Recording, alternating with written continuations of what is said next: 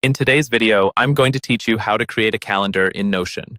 We're going to keep this really simple and straightforward so you can follow along as you build your own calendar in real time.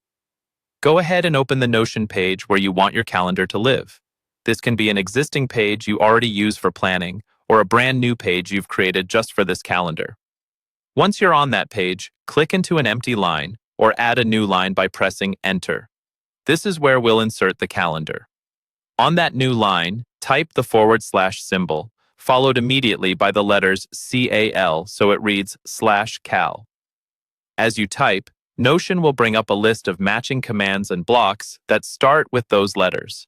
You should now see an option called Calendar View in that menu that appears. This is the one we want. Use your mouse or trackpad to click on Calendar View. If you prefer using the keyboard, you can also use the arrow keys to move to it and then press Enter. As soon as you select Calendar View, a panel will open on the right-hand side of your screen. This panel is asking what database you want to use for this calendar. Because we're creating a completely new one, look for the option that says New Database with a plus sign next to it and click that.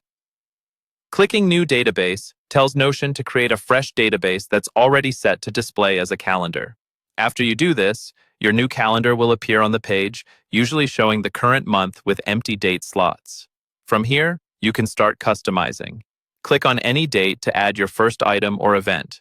Notion will open a page where you can give your event a title, adjust the date and time if needed, and add any extra details, like notes or tags.